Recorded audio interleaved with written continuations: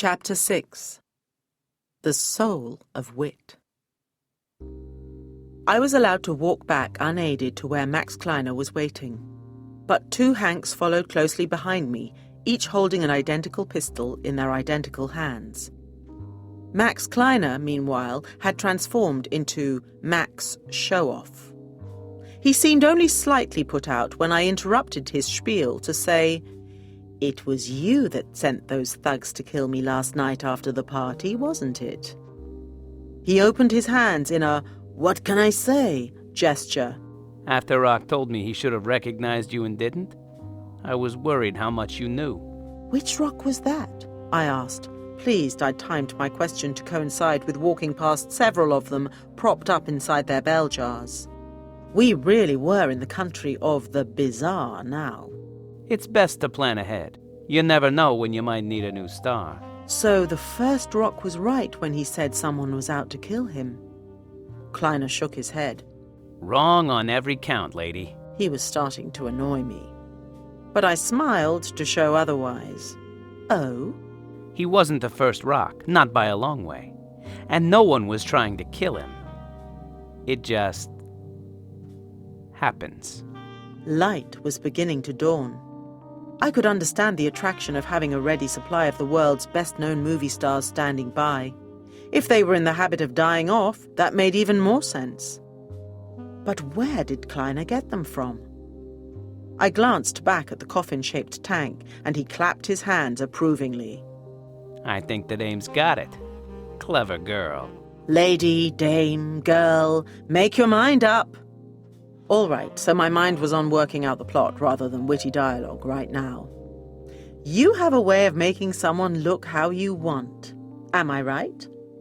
Top of the class, doll. You asked about my height and weight, so I'm guessing it's to do with moving bits round rather than hacking them about. I had a vague idea how it might work, but he'd need the sort of power supply that wasn't readily available in 1930s New York. That's right. Kleiner took his cigar out of his mouth for long enough to examine it and seemed surprised it wasn't lit. It's all to do with redistribution of flesh and bone matter.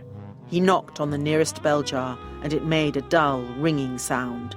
These are all different people, but now, thanks to my work, they look the same. But they're asleep, I pointed out. They're even more bored with what you've done than I am. He chomped his cigar. Funny girl. They're just waiting till I need them. As you know, I got a costume store and a prop store and a scenery store. Now I got a star store, too. I peered through the glass at a sleeping, giddy Semestra. She looked just like the real thing, though I realized I'd probably never met the real thing. I wondered who she used to be. What happens to them? I was asking myself as much as Kleiner. My breath misted the glass as I spoke, blurring the woman's sleeping features. They die. He said it easily, like it was no big deal, like it wasn't the most important event in his star's short life. The process doesn't last. A couple of weeks, then they pay the price for being beautiful. I guess you burn too bright, you don't burn for long. They get old, I realized. I remembered the old tramp outside Nick's when I was on my way to the launch party. That had been the Rock Railton I met the day before. The one I had promised to help. Too late for him now. They just sort of crumble away. Sad, but hey, that's life. Or rather... He paused to guffaw unpleasantly. It was the sort of sound a donkey might make if it was in intense pain and beyond embarrassment. Or rather, that's death. I didn't share his amusement. So, they die, and you just wheel out a new version, an identical copy. You got it. Have to animate them first. Wake them up. Then the clock starts ticking. 2 weeks they got, if they're lucky. That's why I keep a few spares. I find a suitable candidate, and I process them, ready for when I need them. A word to the press that they've set their sights on Hollywood, and no one's the wiser. But what, I asked as sweetly as I could stomach, if they don't want to cooperate? It might be news to you, but not everyone in this world wants to be a famous movie star. Oh, that's no problem. They forget. They forget everything when they wake up. They think they really are Rock Railton or Giddy Semestra. Or Hank. Kleiner's eyes narrowed and his cigar drooped slightly. Or Hank. He agreed. You have a template, I guessed. They only have the memories the real person had at the point that was made. That is why a New Rock Railton doesn't know what the last one got up to or who he met. Same with Giddy Semestra. Same with Hank. His eyes had narrowed so far now that they were in danger of disappearing altogether. He knew it was coming, so before he could work out what to do about it, I turned to face the two Hanks with guns. So, how long have these guys got? I asked. Before they just sort of crumble away? Neither Hank showed any sign of understanding the point I was trying to make. Kleiner had obviously chosen their template for physical rather than mental acuity. I glanced back at the third Hank, who was making some adjustments to the coffin tank. I doubted he knew what acuity meant either.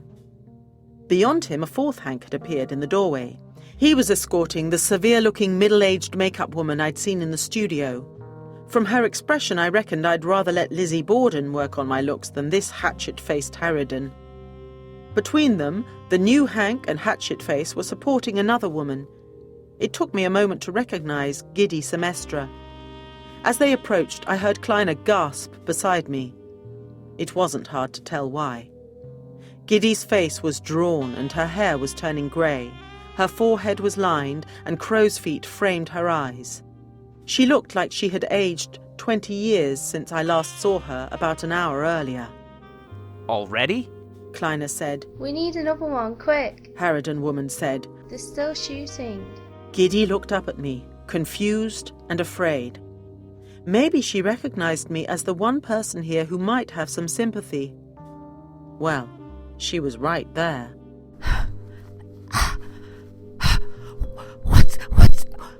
What's happening to me? Her face looked even more wrinkled than it had just moments before. Nothing to worry about, doll. The show must go on. And with that, he stepped forward, drew a pistol from inside his jacket pocket, and shot her clean through the head. I say clean. In fact, it was anything but. It would take Makeup Lady a few minutes to sort out herself and fourth Hank. The bloodstains also spattered the curtain that partitioned off a small area off to the side of the equipment attached to the coffin tank. I'd noted the cables and wires snaking underneath the curtain earlier. Well, hey, I'm a detective. I notice things. And the thing I noticed now was that the curtain shimmered, as if in a breeze. From behind it came a noise that was partway between a sigh and a sharp intake of breath. If Kleiner noticed, he didn't show it. Less than 2 days this time. He sounded worried, and it wasn't the sort of concern one might naturally expect to feel after shooting dead one of the world's most famous women. He knelt beside Giddy's body, which was lying face down. He turned her over. There was a neat hole drilled through her wrinkled forehead, and she looked, well, let's face it, dead. As we watched, the wrinkles deepened, the flesh sagged, the skin became translucent. Impossibly, she was still aging. I tried to calculate how fast I could get to Kleiner without being shot by a Hank. It didn't take me long to decide it was impossible.